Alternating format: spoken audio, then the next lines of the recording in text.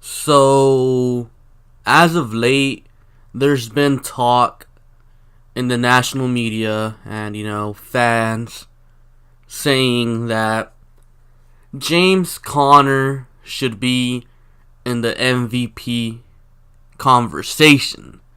Now, as you guys know, right now it's Patrick Mahomes, Drew Brees, Phillip Rivers, and Todd Gurley in the MVP conversation. You could even throw in Tom Brady in the conversation, because he's always in it. Now, the question is, does James Conner deserve to be in that conversation? Of course, if Le'Veon Bell comes back soon, all that goes out the window. But personally, I don't think Bell comes back. But that's just me, though. I know there's been talk that he is going to come back, but I honestly just don't see it. And I feel like most Steelers fans also feel that way, or most Steelers fans don't want Le'Veon Bell back. And I mean, it's understandable. James Conner has been balling out. Anyways, though, let's get into this. First, we're going to take a look at James Conner's stats right now.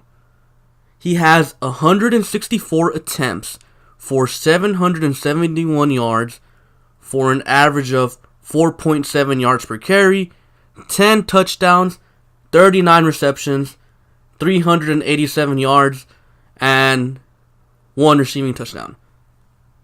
Now, that's pretty good if you ask me. I mean, 10 touchdowns?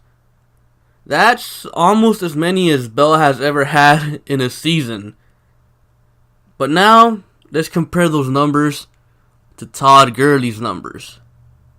Todd Gurley, at the moment, has 182 rushing attempts, 868 rushing yards, for an average of 4.8 yards per carry, 12 rushing touchdowns, 37 receptions, 362 yards receiving, and 4 receiving touchdowns.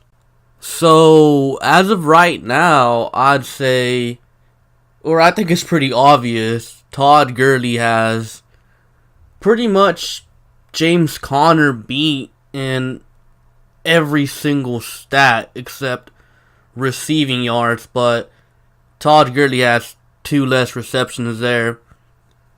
So, now what we're going to do is we're going to take those numbers and we're going to project them throughout the season.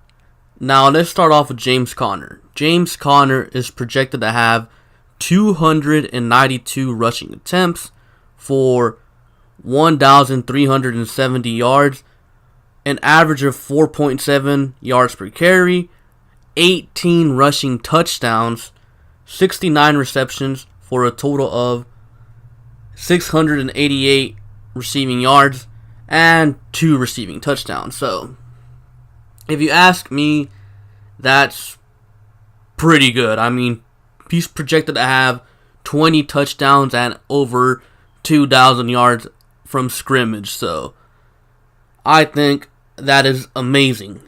But now, let's compare that to Todd Gurley and how he's projected to finish out the season. So, Todd Gurley is projected to finish out with 324 rushing attempts for 1,543 yards on the ground with an average of 4.8 yards per carry, 21 rushing touchdowns, 66 receptions for a total of 644 receiving yards, and 7 receiving touchdowns. So, keep in mind, these are just projections. So, things can change. Obviously, if the Rams win a bunch of games, they could sit out Gurley for the last 2 games. Same thing with James Conner. Injuries or, anything can happen that can move these numbers off of what they're projected at the moment. But these are just projections as of right now, so this is what we're going off of. So, Todd Gurley is projected to have almost 2,200 yards from scrimmage and 8 more touchdowns than James Conner. So, as you guys can see, Todd Gurley is just in the league of his own at the moment, man. Like, Todd Gurley is, without a doubt, the top running back in the league. And I think Todd Gurley is just having a crazy good season. I mean, I think Todd Gurley could be MVP. And I think James Conner could also be in the conversation. So yes, I do think James Conner definitely deserves to be in the conversation for the MVP. If this was just any other season, like if we take away Todd Gurley, James Conner would probably be the leading running back for the MVP talks. Because look, let's compare what James Conner and Todd Gurley are projected to do compared to what Adrian Peterson did back in his MVP season in 2012. So, in his MVP season, Adrian Peterson had 348 rushing attempts for a total of 2,097 rushing yards, an average of 6 yards per carry. That's right, you heard me, 6 yards per carry. I mean, that's insane. Adrian Peterson had 12 rushing touchdowns, 40 receptions for 217 yards, and 1 receiving touchdown. So, Adrian Peterson was never really a receiving threat, so that's why the receiving numbers aren't so high. But Adrian Peterson had like 2,300 total yards from scrimmage and 13 touchdowns. So, why did Adrian Peterson win MVP that year? It's simple. Adrian Peterson straight up carried that team on his back. That Vikings team was not good. I think their quarterback at the time was Christian Ponder. I mean, he's out of the league right now. Their defense was okay, but that team made the playoffs on the back of Adrian Peterson. And keep in mind, this was a season after Adrian Peterson completely blew out his knee. That's why Adrian Peterson ended up winning the MVP that year. MVP means most valuable player.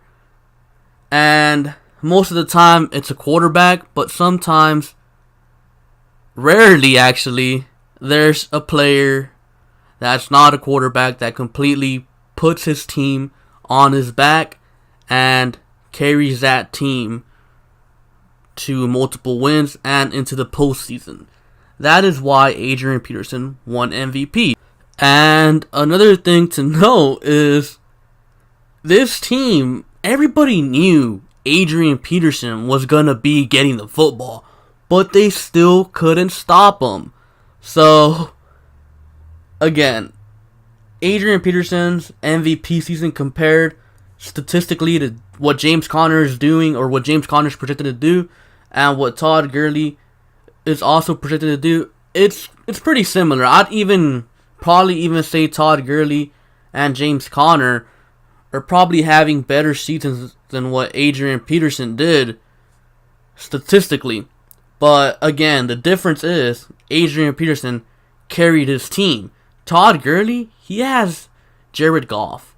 He has Robert Woods, Brandon Cooks. He has Cooper Kupp. He has all his weapons. Yes, his offense is focused on him, but look at the team around him, man. If you take away Todd Gurley, the Rams are still probably a 10-win team.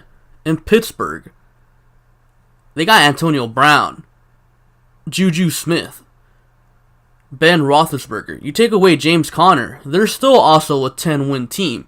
If you go back to that 2012 Vikings team, you take away Adrian Peterson, they're a 2-win team. And that's why Adrian Peterson won the MVP that year. Now, statistically, again, James Conner definitely deserves to be in the conversation for the MVP award. And so does Todd Gurley. Both of them do. But can they win it? I highly doubt it. It's the NFL is just the way it is with the quarterbacks. They want to reward the quarterbacks for every and little thing. I mean, as a Texans fan, I was pissed in 2014.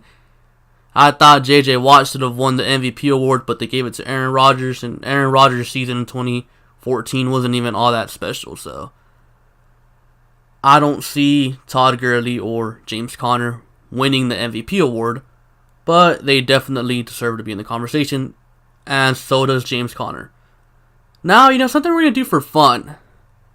We're going to compare James Conner's stats to Le'Veon Bell, because there's also talk that James Conner is better than Le'Veon Bell. So, Le'Veon Bell's best season, in my opinion, came in 2014. In that season, Le'Veon Bell had 290 carries for 1,361 yards for an average of 4.7 yards per carry, 8 touchdowns, 83 receptions for 854 receiving yards, and 3 receiving touchdowns. Look at the stats.